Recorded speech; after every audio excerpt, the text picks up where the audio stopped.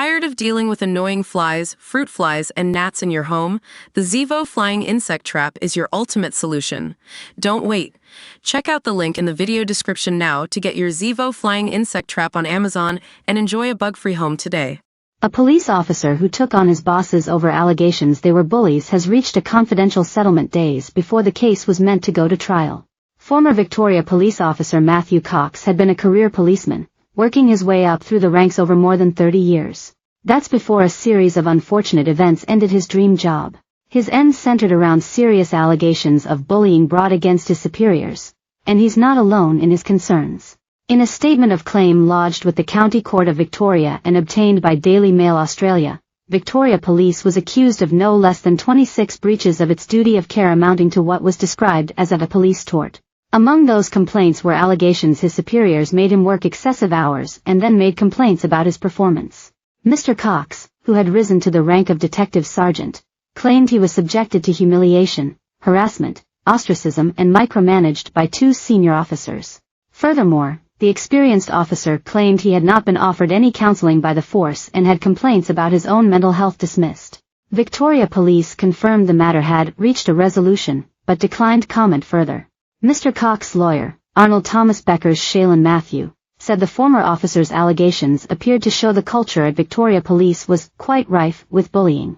At present, the firm is pursuing at least 20 matters against Victoria Police for psychological injuries caused by harassment and/or bullying at work. All of these allegations appear to show that the culture at Victoria Police is quite rife with this kind of behavior, and particularly among senior staff members, she said. No one should feel victimized at work. We hope that Victoria Police look at their culture and processes and make real change in this space.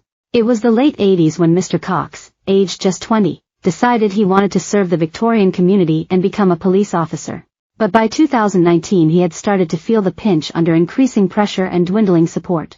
He took 3 months off on sick leave, but when he returned, Force Command refused to return him his gun and he was placed on administrative duties for the next 7 months. I thought I'd take some mental health leave to clear my thoughts and they didn't let me come back operationally or run a crew when I came back, he said. They were that concerned for my welfare they put me in an office downstairs and no one came to see me. Mr. Cox told Daily Mail Australia he believed his former employer was still living in the 1970s when it came to staff welfare.